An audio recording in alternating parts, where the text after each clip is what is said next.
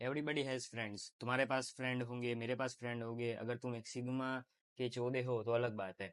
अभी देखो, जाने अनजाने में तुम्हारे फ्रेंड्स तुम्हारी लाइफ डिस्ट्रॉय कर रहे हैं। वो कैसे? देखो, दो फ्रेंड्स है मेरे पास, ठीक है। पहला फ्रेंड है जो मुझे इम्प्रूव करने की ट्राई कर रहा है, और दूसरा फ्रेंड जो मुझे इम्प्रूव नहीं कर रहा है पर मेरी लाइफ बर्बाद भी नहीं कर रहा है, पर इनडायरेक्टली मेरी लाइफ बर्बाद फिर भी हो रही है। वो कैसे?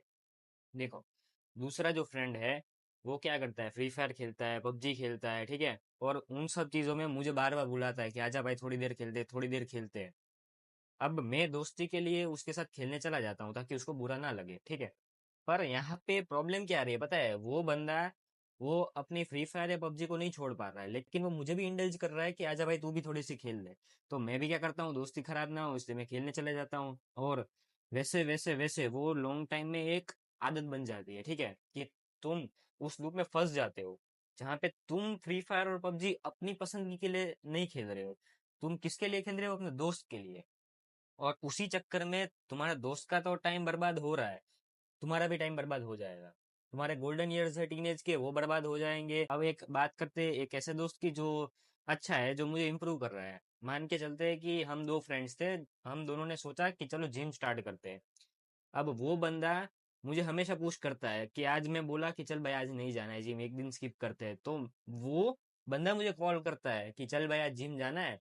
तब मैं बोलता हूँ कि हाँ चल भाई तू आ रहा है तो इसलिए मैं आ रहा हूँ। एक ऐसा बंदा होता है और एक वो फ्री फायर पबजी वाला बंदा होता है, जो दो बंदों की वजह से या तो तुम्हारी लाइफ इंप्रूव होगी या तो तुम्हारी लाइफ डिग्रेड होगी, ठीक है।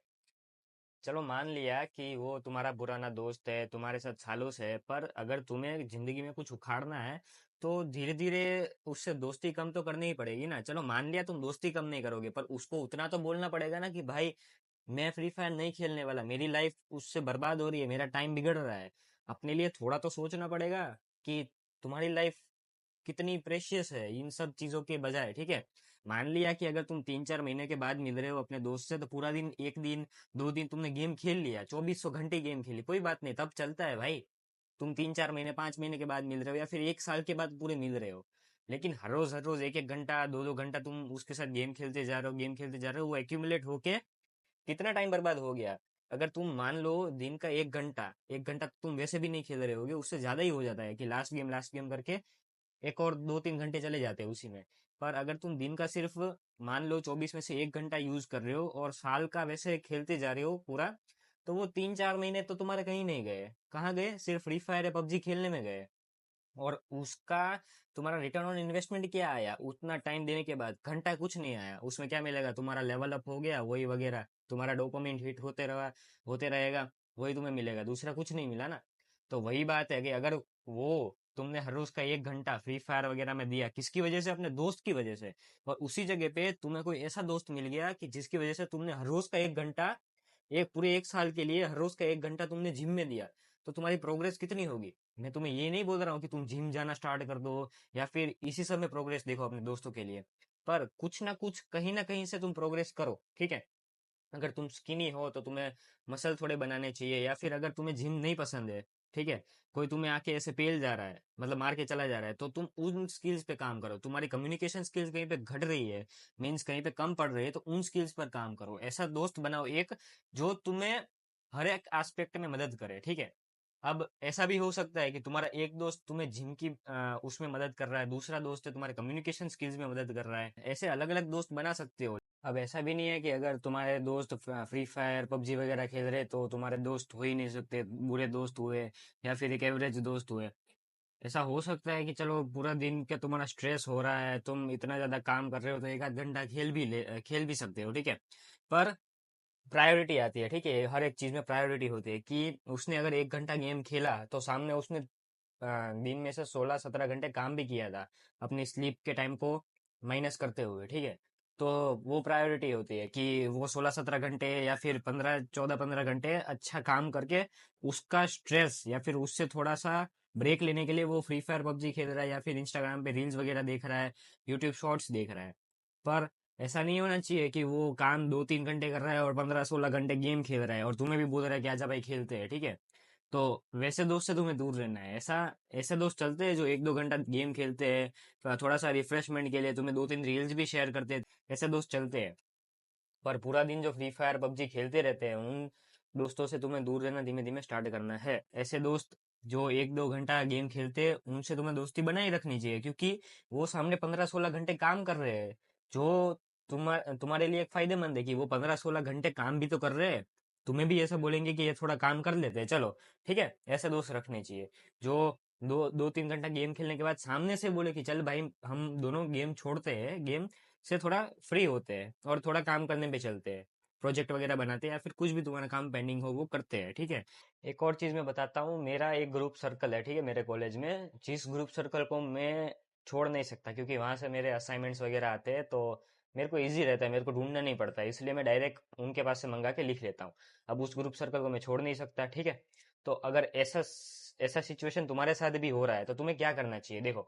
अभी हमारे बीच में एक डिस्कशन हो रहा था थोड़े दिनों पहले कि गवर्नमेंट जॉब बहुत अच्छी है, ठीक है। हम 5 बंदे एक ग्रुप में, उसमें से 4 बंदे मेरे को बोल रहे थे कि भाई तू गलत है, गवर्नमेंट जॉब है ना वो सबसे बेस्ट है, और मेरा मानना ये था कि गवर्नमेंट जॉब नहीं करनी चाहिए।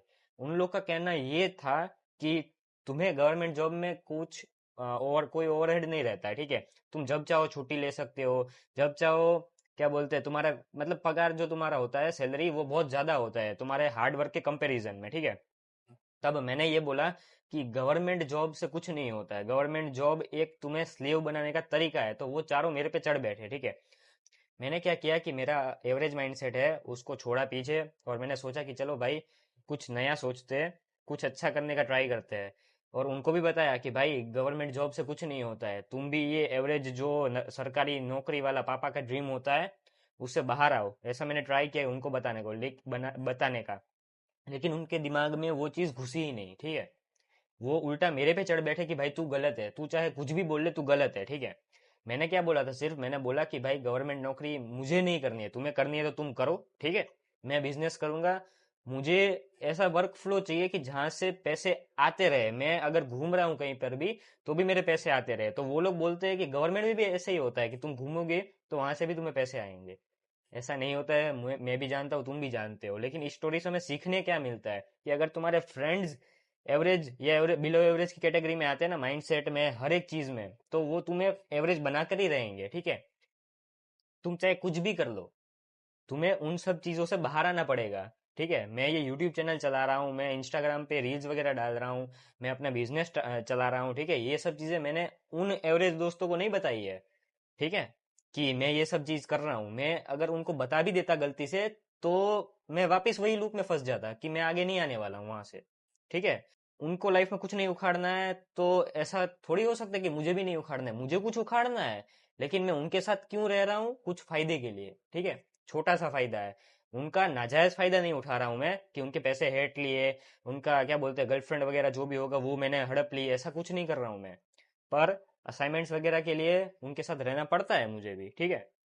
तो तुम्हें भी ये सोचना पड़ेगा कि तुम्हें किस फ्रेंड से क्या फायदा उठाना चाहिए, ठीक है। अगर एवरेज बंदे हैं तो उनसे फायदा फायदा उठाओ, ठीक है। और अगर तुम्हारा लेवल का कोई बंदा दिख रहा है तो उसके साथ दोस्ती करो। अगर जो बंदा अकेला बैठ रहा है, अकेला अपना जिम का वर्कआउट पूरा डिसाइड कर रहा है, हर रोज वर्कआउट कर रहा है, अपना डाइट पे ध्यान दे रहा है, अपनी कम्युनिकेशन स्किल पे ध्यान दे रहा है, और तुम्हारे साथ ऐसे ग्रुप में बैठ के फ्री फायर नहीं खेल रहा है, तुम्हें जब फ्री टाइम मिल रहा है तुम फ्री फायर खेल रहे हो तुम्हारे दोस्तों के साथ, वो बंदा उस टाइम पे अपने बिजनेस वगैरह पे स्ट्रेटेजीज बना रहा है। तो तुम्हें इस ग्रुप को छोड़ के वहां पे उस बंदे से दोस्ती करनी चाहिए, ताकि तुम्हें पता चले कि तुम कहाँ पे हो, कौन से लेवल पर हो। तुम्हें जिंदगी में कुछ तो करना पड़ेगा ना, फ्री फायर या पबजी खेलने से तुम्हारा घर तो नहीं चलने वाला है। और ये दोस्त एक टाइम पे आकर नौकरी करने वाले एवरेज, ठीक है, 40-50 हजार की, 60 हजार की नौकरी होगी, और वहां पे उस बंदे के साथ अगर तुम 10 साल भी दिए ना, 10 साल के बाद ये लोग तो 50-60 हजार ही कमा रहे होंगे, 10 साल के बाद तुम दोनों अगर पार्टनर हो गए तो तुम कितना ज्यादा कमा रहे होगे। तुम्हें क्या बोलते हैं, तलवे चाटने की जरूरत नहीं पड़ेगी जो इन दोस्तों के साथ तुम्हें रहकर चाटने की जरूरत पड़ती। तो ये सब सोचो, एवरेज लोगों को दूर करो, ठीक है। उनका फायदा उठाओ, बेशक उनका फायदा उठाओ, मैं सीधा बोलता हूँ भाई, उनका फायदा ही उठाना चाहिए हमें।